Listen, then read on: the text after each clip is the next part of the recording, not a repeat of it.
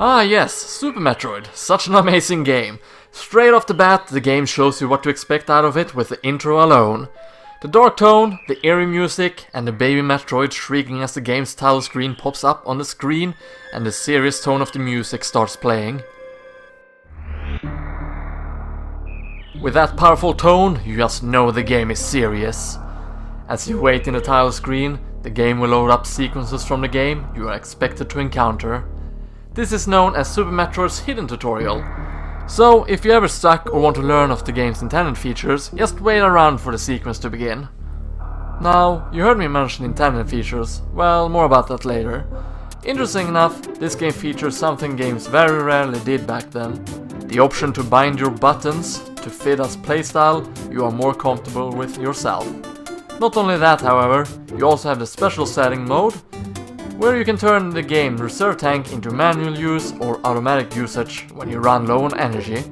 You can also turn on moonwalking, which makes you walk backwards or moonwalking as you shoot.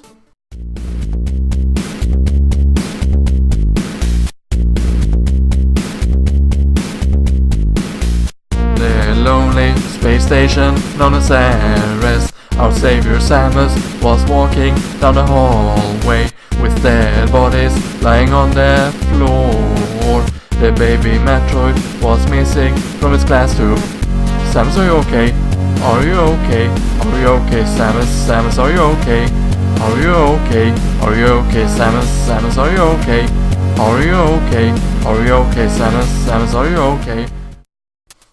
I don't recommend it, as it gets annoying later down the road though. You also have the choice between Japanese and English text if you're playing the NTSC version, or French and German text if you're playing the PAL version. The game also has a save file system, so you can stop and save at certain locations if you decide to take a break from playing. Why you would ever want to do that is beyond me, however. The last Metroid is in captivity.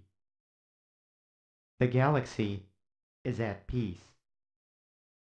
The game's intro basically tells you about what happened in the first two Metroid games leading up to the events that is about to transpire in Super Metroid. They do this by showing you a wall of text alongside a small little cutscene. The game's cutscene might be brief, but they tell you enough what's going on. Depending on what text language you choose, you also get a very small summarization in that respective language down below. So, after finding out the Ceres station is under attack, Samus makes the way for the space station. It is here the game begins as Samus travel down with the elevator. Here you get the chance to learn the controls while taking your time. Something they added with Super Metroid was the ability to shoot in 8 different directions with the shoulder buttons, reserved for aiming diagonally up or down. By pressing both of them, you can also aim upwards even while crouching. Once you've tried out the controls and gotten comfortable with them, it's time to make your way through the space station. Soon enough, you enter the room the game's title screen showcase with the dead scientists, but this time the baby Metroid is missing. That's such a gruesome detail, but it adds to the game's amazing atmosphere. After leaving this room, you make it to a hallway, and eventually into an empty, silent room where it's just you and the baby Metroid. With the door locked behind you, all you can do is wait as the baby Metroid shriek. Until you see a single yellow eye glow in the dark. Then you suddenly see a body and hear the words, "Here's Johnny!" as Ridley shows up and grabs the baby Metroid. After fighting Ridley until either of you have damaged each other enough, he makes for an escape as you are greeted with a self-destruct warning alongside a timer before the station blows up. As you try to escape, you better watch out as the station is collapsing with debris falling from the ceiling and hot steam coming out through the floor, walls and ceilings. These things are one of many which the Metroid series is famous for, and I absolutely love it.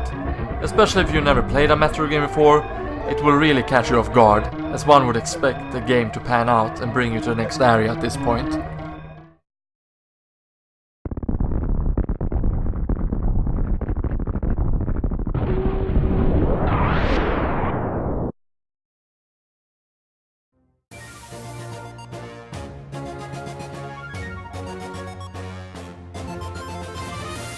This is where the game begins for real, and you're free to start exploring the vast world that is Super Metroid. If you play the first Metroid game, you'll recognize some of the areas you will pass through, such as Mother Brain's hideout and the starting area of the first game. Funny how close you were to Mother Brain from the very beginning. Here, you'll be greeted by Mari, or the Morph Ball as it will be known as after Super Metroid. Once grabbing it, you will be able to roll up into a ball, and kids, this is exactly why Metroid can't crawl. Go grab the missiles, and in return, the entire planet will wake up as you return back towards your ship. Just like the first game, missiles have a limited supply.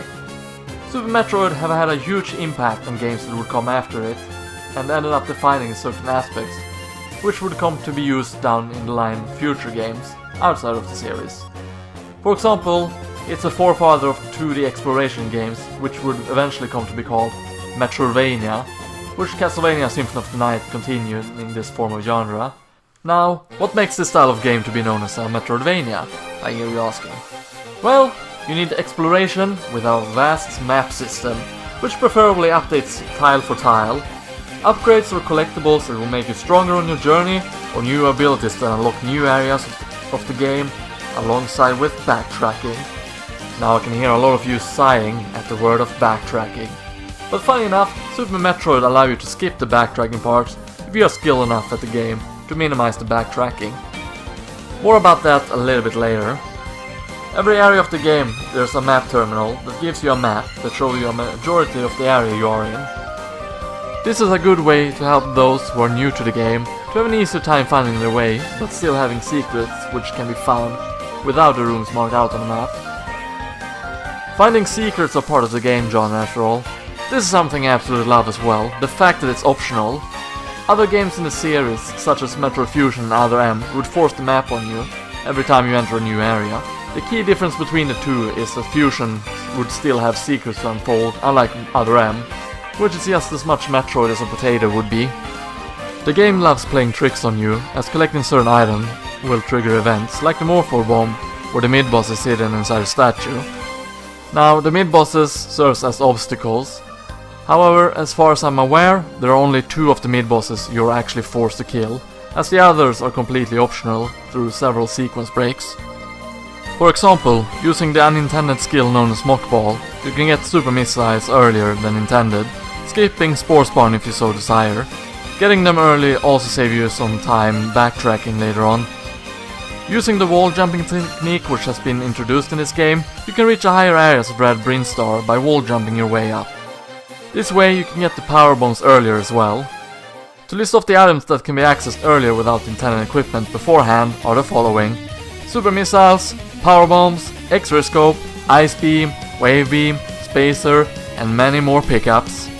Why backtrack when you can break the game and save time? So, what are the intended and not intended skills you can use and learn in the game, I hear you asking? Well, the intended skills you can learn in the game are the following: Bomb Jumping. Then there is wall jumping, which you can learn by watching the creatures known as Etecoons, and shine sparking, which you can learn by watching the Decora perform. Gotta go fast like Sonic! But be aware as shine sparking drains your health. Then there is the ability known as the Crystal Flash, which Samus can use in order to fully heal all health. You need to have less than 50 health left with empty reserve tanks, and at least 10 missiles, 10 super missiles and 10 power bombs to perform. If you are a novice at the game, every skill and ability has their uses. But in reality, most of them are completely skippable. These are the new power-ups Super Metroid introduces. The Gravity Suit, which makes it possible to move like normal in water without any change to the gravity.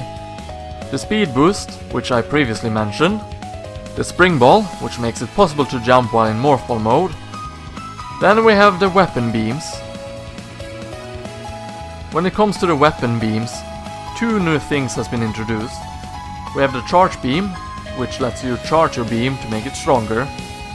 And then you can also combine your beams with each other, but you can't activate Spacer and Plasma at the same time. Not through normal means anyway. Then there's the Grapple Beam that makes it possible to swing yourself to reach certain areas, as long as the grapple beam can attach itself to the object or the creature. Then last there's the X-Ray Scope, that lets you see hidden blocks and/or secrets. What makes Super Metroid so much fun, besides the incredible tight and responsive controls, are the fact that you can enter the item menu and deactivate as well as reactivating your abilities again. The fact it's possible to change what abilities you have equipped gives you diversity to try new ways of playing the game. This is something I wish Nintendo would bring back in the future games, but then again, Nintendo hates the franchise for some weird reason. The game has an amazing soundtrack, with both upbeat themes that make your experience a happy one, as well as darker themes to remind you that you are, in fact, on your own, alone on Sebes. Several of the themes would scare me as a kid, with some still creeping me out to this day. Every theme has been carefully composed to fit the area it represents. And the sound effects of the game are amazing as well, with every sound sounding genuine.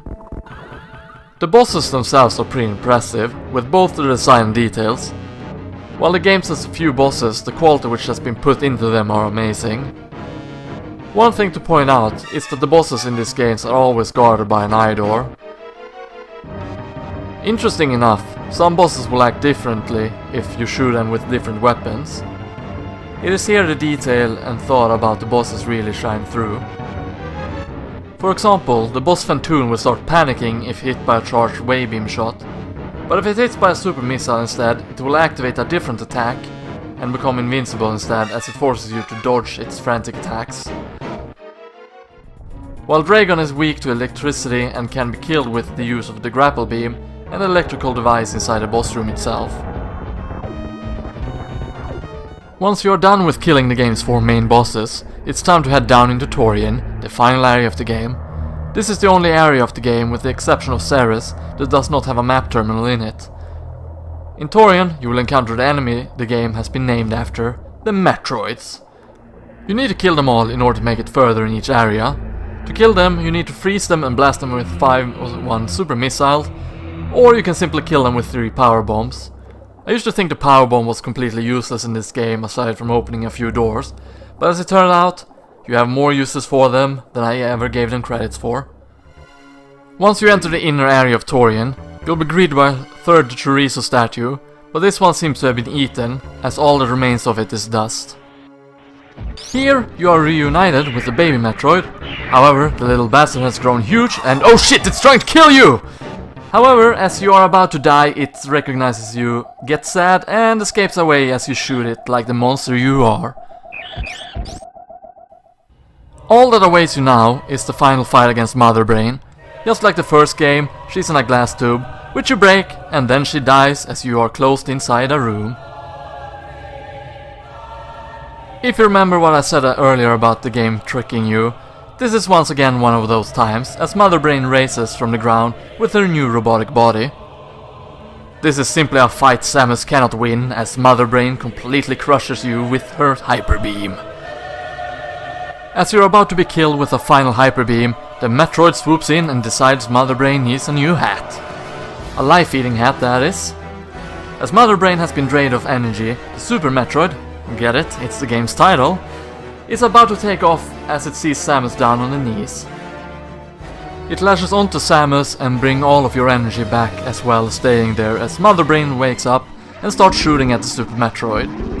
Then as the Super Metroid is about to take off, it changes its mind and goes for one final attack, as it hits by Mother Brain's final attack and it dies right above the Donald Blade, giving Samus the Hyper Beam to blast away Mother Brain and take revenge for the death of the Super Metroid. This is where any other game would have ended, but not Super Metroid, oh no! We have the obligational run back to the ship as the entire planet will explode. Don't forget to save the animal before you make it to your ship though, as it will net you a minor difference in the ending.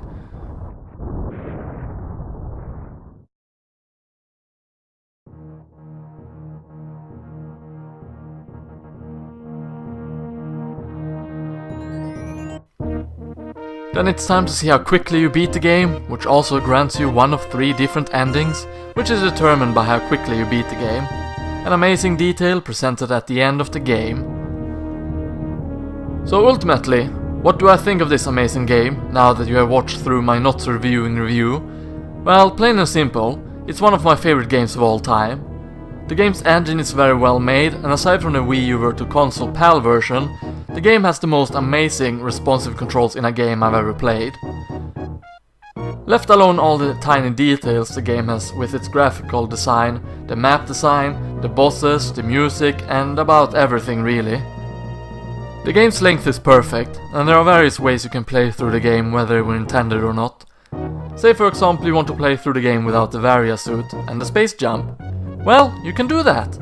That's something you don't see in many games outside of Super Metroid, and this is what the series needs to redo if it will ever come close to producing something so amazing, such as Super Metroid. This game is close to pure perfection, and the fact that it's defined a huge genre to come after it is absolutely amazing. So, if you've never played this game before or you don't own it, I highly recommend you pick it up.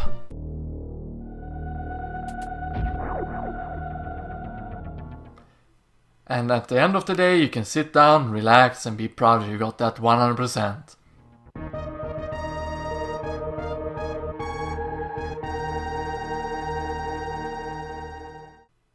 Son of a bitch!